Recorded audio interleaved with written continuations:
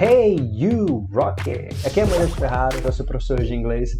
Sejam todos muito bem-vindos, muito bem-vindas a mais uma expansion aqui da seção SOS Grammar, onde eu explico da forma mais simples e clara possível os assuntos mais cabulosos da gramática inglesa para você e especialmente, claro, para os meus alunos do curso Speaking Revolution que sempre marcam presença aqui no YouTube. E o tema dessa expansion é Present Continuous ou presente contínuo, né? É o nosso gerúndio no português. Papel e caneta na mão, segura o cabeção porque ele vai explodir.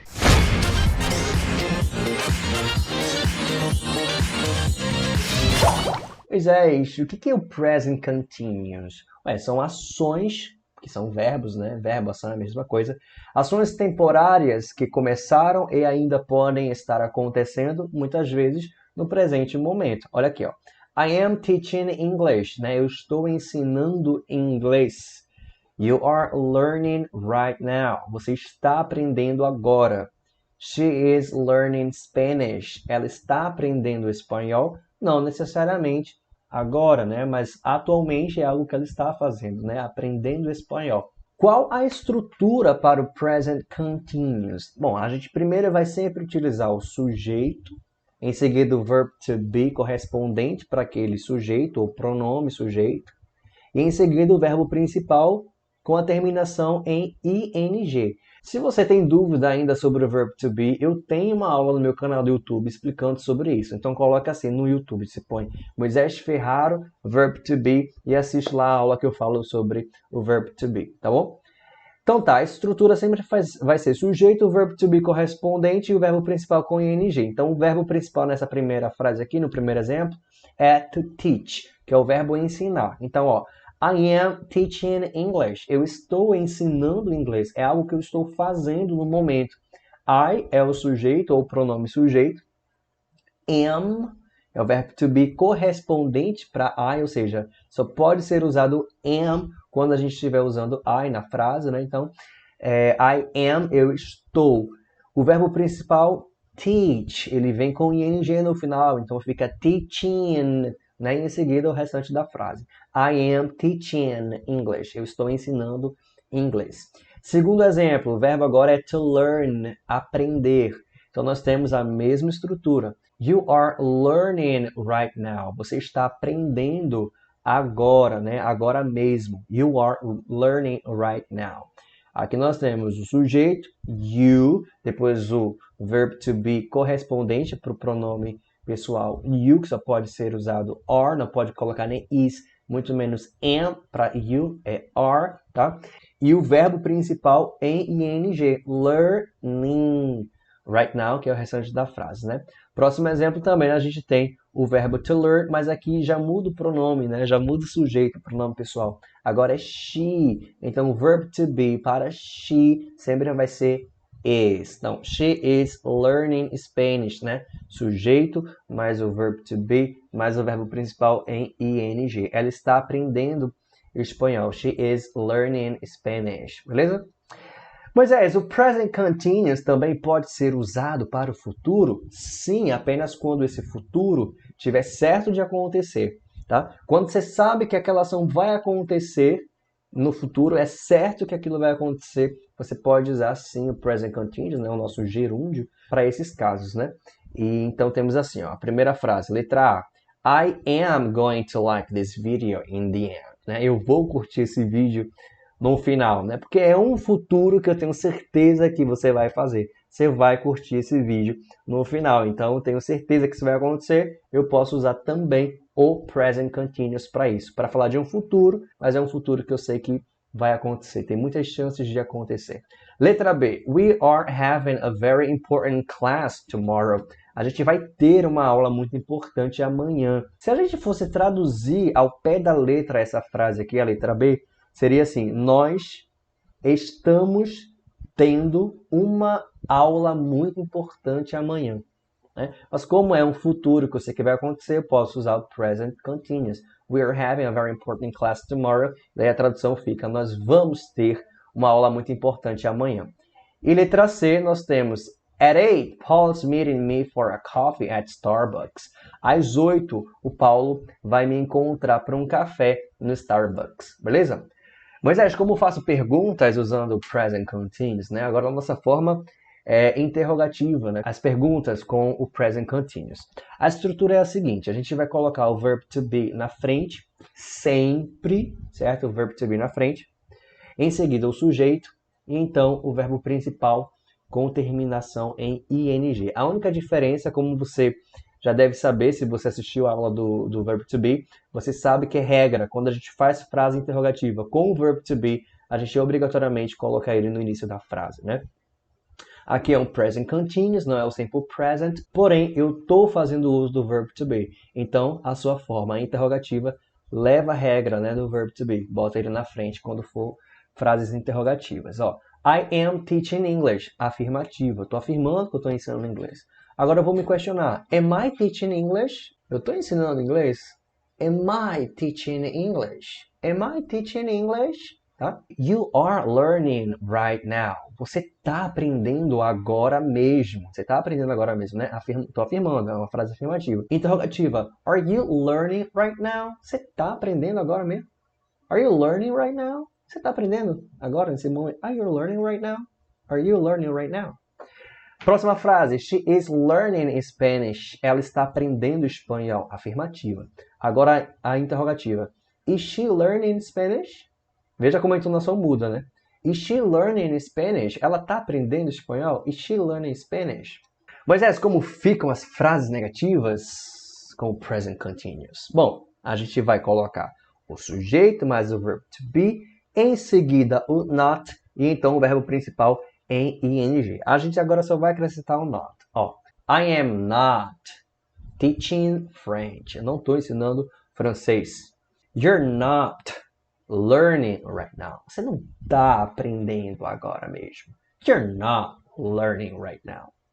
She's not learning Spanish. She's not learning Spanish. Se você viu a aula do verbo to be, você sabe que o verbo to be está aqui, ó, na forma abreviada, tá? Dá uma olhada nessa aula que está muito legal, se você ainda tiver em dúvida sobre o verbo to be. E como ficam as frases negativas e interrogativas ao mesmo tempo, né? Como é a estrutura de uma frase negativa e interrogativa? Bom, a gente vai colocar o verbo to be, em seguida o sujeito, em seguida o not, em seguida o verbo principal com ing, então o restante da frase. Ó, verb to be, am, sujeito, I, depois o not, depois o verbo principal em ing. Am I not teaching English? Eu não estou ensinando inglês? Ei, eu não estou ensinando inglês aqui não? Eu não estou ensinando inglês não? Am I not teaching English?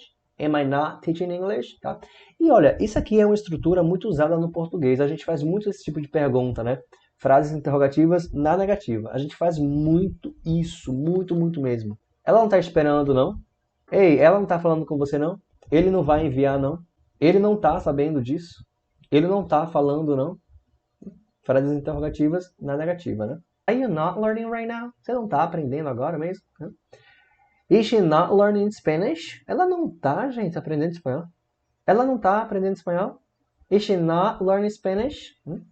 Temos a forma abreviada também, ó. Aren't you learning right now? Você não está aprendendo agora? É outra forma da gente falar, né? A mesma coisa, mas o inglês permite que a gente também faça uma contração com o verb to be e o not. Então fica aren't you learning right now? Aren't you learning right now? Você não está aprendendo agora? Aren't you learning right now? Né?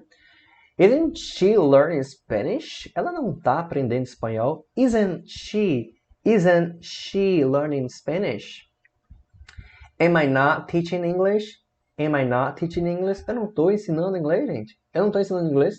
Am I not teaching English? Mas para o am, a gente não faz contração com o not. Tá? A gente só faz contração do am com o pronome, né? Então, seria no caso e nas afirmativas, tá? Na interrogativa, não. Na interrogativa, não há contração. Então, fica assim nessa estrutura mesmo. Alright? Regras de ortografia, spelling rules. Isso aqui, antes que você pire o cabeção, você vê que eu avisei, né? Segura o cabeção que ele vai explodir. Mas nesse caso aqui, essa regra se aplica para a ortografia, né? Então, isso não vai ter impacto na nossa pronúncia, não vai ter muito impacto na pronúncia, quase zero. Então, se sua preocupação é falar, desconsidere isso aqui porque não vai ter diferença nenhuma. É mais para escrita, né? Caso você for escrever um e-mail para a empresa, uma carta de recomendação, é importante que você faça o uso correto da gramática, né? Por favor. Então vamos lá. A primeira regra diz que quando o verbo terminar em E, a gente vai retirar o E e colocar ING. Então have, having, ride, riding, use, using, care, caring, bite, biting, ache, aching, hide, hiding, close, closing, expose, exposing, tá? 2. Se o verbo for monossílabo e terminar com sanduíche de vogal, CVC, que é algo que eu chamo, você vai entender. É quando a gente tem consoante e vogal consoante, né? A vogal, então, fica no meio de duas consoantes. Eu chamo sanduíche de vogal, né? CVC. Então, toda vez que o verbo ele só tiver uma única sílaba, né? Ele for monossílabo, e também for sanduíche de vogal, ou seja, a sua terminação for consoante, vogal, consoante, a gente vai dobrar a última consoante e só então acrescentar ing. Então, ó, o verbo é swim, nadar, fica swimming. A pronúncia não tem alteração nenhuma, mas na escrita eu sei que eu tenho que acrescentar mais um M antes de colocar o ing, tá? Run, correr. Então, o correndo vai ser running com 2N, né? Porque o run é um verbo monossílabo e ele é sanduíche de vogal, consoante, vogal, consoante, né? Então eu dobro a última consoante e acrescento ing. E daí a regra para os demais verbos, né? Temos glut, fica glutton, cramp, cramming, blot, blotting, slur, slurring, tá? 3. Se o verbo terminar em CVC, né, se ele for sanduíche de vogal, tiver mais que 2 sílabas e a última for a sílaba tônica, ou seja, a sílaba, né, CVC, se ela for a sílaba tônica, então a gente vai dobrar a última consoante e acrescentar ing. Mas isso aqui não é a mesma coisa que a regra número 2? Não, porque aqui eu tô me referindo agora a palavras, a verbos, né, com mais de 2 sílabas, a partir de 2 sílabas. A regra anterior era apenas para verbos com uma única sílaba, né? Verbos curtinhos que não se separam. Nesse caso aqui, todos os verbos que eu coloquei aqui, eles têm mais de 2 sílabas, né? Eles têm a partir de 2 sílabas. Aí sim eu vou verificar se for sanduíche de vogal, se a terminação dele for CVC. Se for CVC e a última sílaba, né, for a mais forte, for a tônica, então quando eu colocar no gerúndio eu vou ter que obrigatoriamente dobrar a última letra e só então acrescentar o ing. Então a gente tem o verbo prefer, a gente fala prefer e não prefer. Prefer, a sílaba tônica é a fer, é a última e ela é sanduíche de vogal, ó, CVC, R, E, F, né? E a ordem é sempre de trás para frente. Quando isso ocorre, quando ela está nessa condição, então eu vou dobrar a última consoante e acrescentar o ing. Próximo verbo, admit, né? O admit, a última sílaba é a tônica e ela é CVC, então a gente dobra o T, né, que é a última consoante, e só então acrescentamos o ing. O verbo commit, a mesma regra, a gente não fala commit, a gente fala commit, né? Então a CVC, a sílaba CVC é a mais forte. Então eu vou dobrar o último T e acrescentar ing. E por fim, o verbo refer, né? Então a última sílaba é a mais forte, ela é a CVC, é a sanduíche de vogal. Então a gente dobra o R, que no caso é a última consoante aqui da palavra, do verbo, né? E daí só então a gente acrescenta o ing. Isso serve para todos os verbos nessa condição, tá? Mas aí você deve estar se perguntando agora, mas Moisés, e se o verbo ele tiver mais de 2 sílabas, for CVC, né? A última sílaba for a sanduíche de vogal, mas ela não for a tônica, o que que a gente faz? Que é a nossa regra número 4. Quando isso acontece, a gente não vai dobrar a última letra, né? A gente apenas vai acrescentar o ing. Ó, o verbo é visit, é um verbo que tem mais de uma sílaba. Ele é CVC, né? Ele termina em consoante, vogal, consoante, né? Olha, T-I-S, né? Porém, não é a sílaba tônica, né? A CVC. A gente fala visit e não visit. Então, como a última não é a tônica, a gente não vai dobrar a última letra, embora seja CVC. A gente não vai dobrar a última letra. A mesma coisa acontece com o verbo open. Abrir, ele é CVC, né? Aqui, ó, N-E-P, porém a sílaba tônica é a O, né? A gente fala open e não open. Então, nesse caso, a gente não vai dobrar um N. Próximo verbo, remember. Então, a gente não dobra a última consoante, né? Porém, há certos verbos que, dependendo da região, ele vai ter a sílaba tônica diferente. Por exemplo, o verbo travel. A sílaba tônica tra, ela só é a stressed, ela só é a tônica nos Estados Unidos. Então, seguindo esta regra, eu observo que pelo fato dela, embora seja CVC, mas ela não é a sílaba tônica, então eu não vou duplicar a última consoante. Mas no Reino Unido, a última sílaba para esse mesmo verbo já é a última, a CVC, né? Então a gente lá fala travel, travel. Então neste caso, né, pela sílaba tônica ser a CVC, então sim, eu duplico a última consoante e só então acrescento o ING. Alright? Ah, e você vai dizer, Moisés, I am understanding you, né? Estou entendendo você. Mas a gente não fala understanding, a gente não usa esse verbo no gerúndio. E por quê? Porque se trata de um stative verb. Eu vou explicar para você rapidamente, isso aqui seria um outro assunto, mas eu vou explicar para você o que é um stative verb. São verbos que eles possuem um sentido permanente, assim. Eles não apresentam um sentido contínuo, não é um sentido que está acontecendo naquele exato momento. Ele foge dessa condição. A condição dele é mais longa, ele é aquilo. O verbo ele está numa forma como se fosse assim, no sentido definitivo da coisa, né?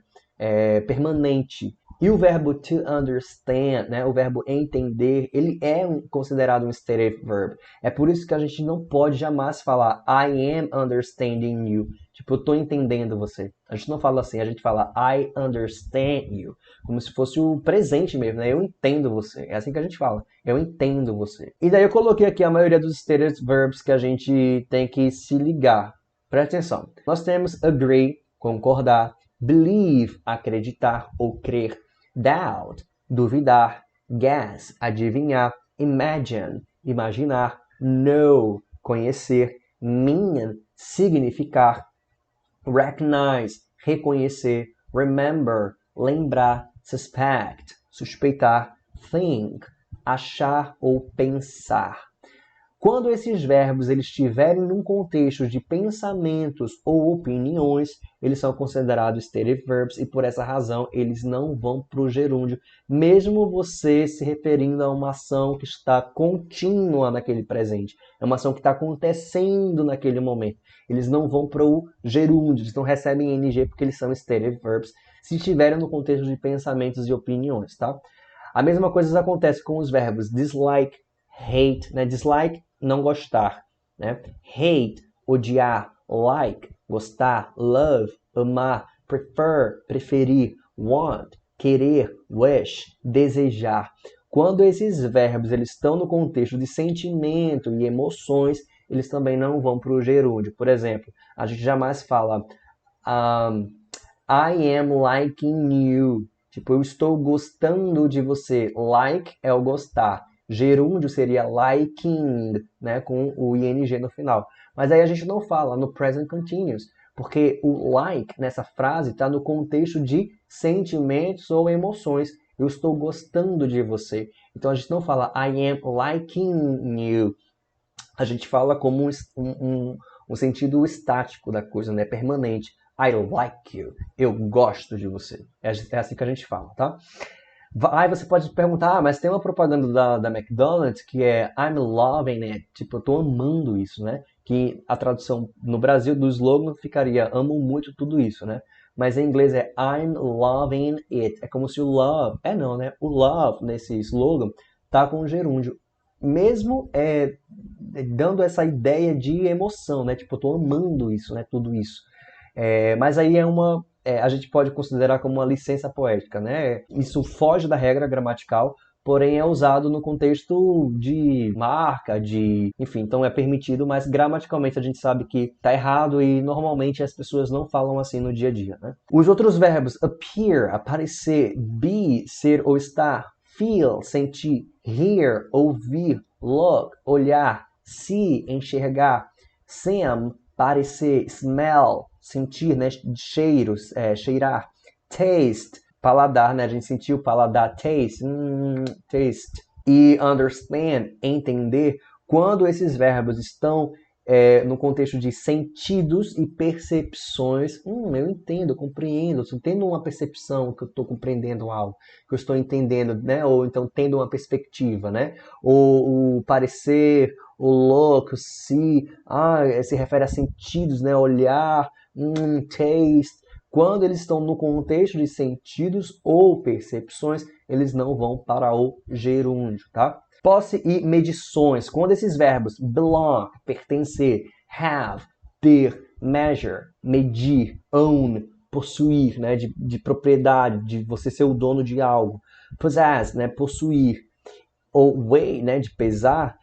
Quando esses verbos estão no contexto de posse ou medições, né, de fazer medidas, eles não vão para o gerúndio, eles permanecem nessa forma estática, nessa forma permanente, alright? Esses são os stative verbs. Eu tenho esse assunto separado aqui no YouTube, é só pesquisar Moisés Ferrari, stative verbs, vai aparecer esse assunto lá, essa videoaula pronta lá, beleza? Se você quiser receber todo esse material aqui em PDF, não só esse, mas de todos os outros aqui da seção SOS Grammar, na descrição desse vídeo tem um link, é uma página que você vai entrar, vai cadastrar seu e-mail, né? Colocar seu e-mail e você vai receber esse PDF por e-mail, beleza? Lá no meu Instagram eu posto conteúdo todos os dias. Além de eu postar conteúdo de inglês, eu posto o meu dia a dia, posto meus bastidores, as festinhas quando eu vou pra uma balada, papapá. Na última postagem você diz, mas estou vindo do YouTube. Diz lá que eu vou adorar saber. Thank you for watching and I see you on my next expansion. See you.